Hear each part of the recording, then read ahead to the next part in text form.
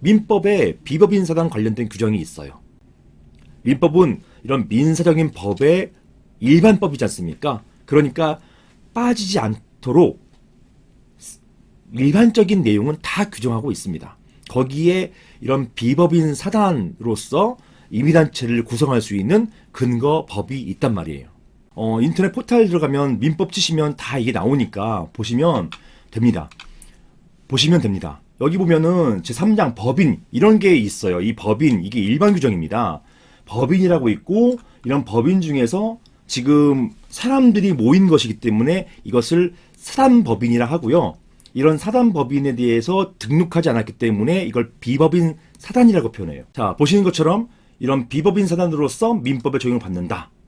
자, 문제는 재건축조합 또는 재건축위원회에 가입하지도 않은 사람, 같은 건물에 있는 구분수자는 맞아요. 하지만 이렇게 재건축조합이나 재건축에는 찬성하지 않아가지고 또는 재건축을 위한 이런 단체에는 가입하지도 않은 사람이 이렇게 만든 임의단체인 조합 또는 재건축위원회의 설립 무효소송을 제기할 당사자 적격이 있는지 그게 문제가 된 것입니다. 실제로 이런 쟁점이 많이 문제가 돼요. 그리고 법원에서도 참 곤란해 하시더라고요.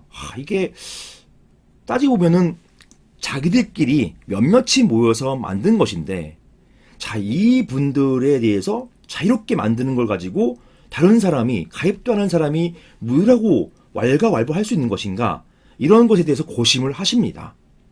여기에 대해서 판례는요. 이런 쟁점이 문제된 사안에서 일단 당사자 적격은 인정하고 있어요. 다만 이 재판장님이 그런 표현을 하시더라고요. 물론 재건축 결의 즉 80% 머릿수 80%와 지분 80%가 안 될 때까지는 크게 문제가 없다. 당사자 적격이 없어 보이지만 이게 재건축 결의가 완성된 경우 이 경우에는 법상으로 전체적으로 어떤 판단이 필요하고 재건축 조합에도 들지 않고 재건축 결의도 하지 않은 사람들은 매도 청구의 대상이 되기 때문에 기본권에 심대한 침해를 미칠 우려가 있다. 따라서 재건축 결의가 된 것을 전제로 이런 전제를 다시더라고요. 이런 전제를 달고 이 전제 하에서 당사자 적격이 있다 이렇게 보신 거예요.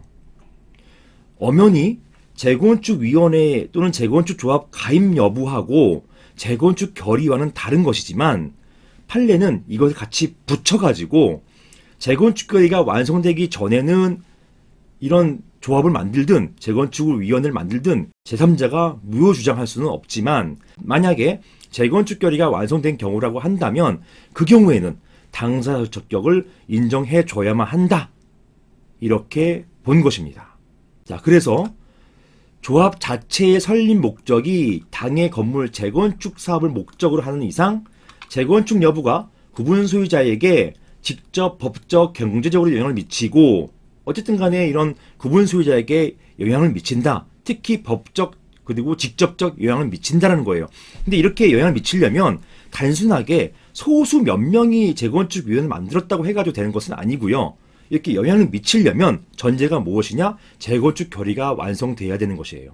그러니까 재건축 결의 완성을 전제로 이런 재건축조합이나 재건축위원회의 설립 그것을 문제 삼을 수가 있다. 제3자가 이렇게 본 것입니다. 즉 이 말입니다.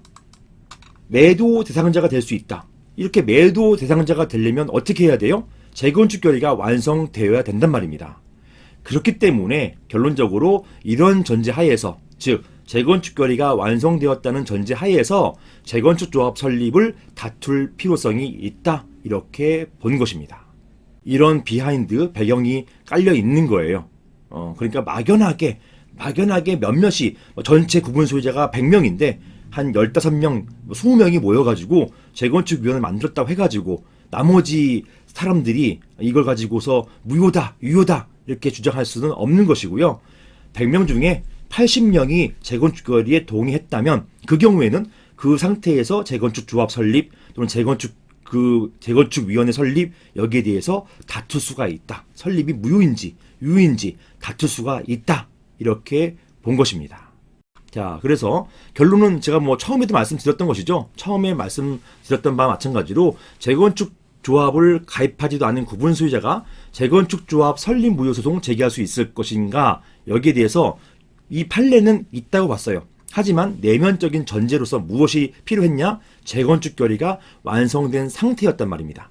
재건축 결의가 완성된 상태라면 그 경우에는 상가 재건축 조합을 가입하지도 않은 구분 소유자가 재건축 조합 설립 무효 소송 제기할 수 있다. 이렇게 본 것입니다. 이상입니다.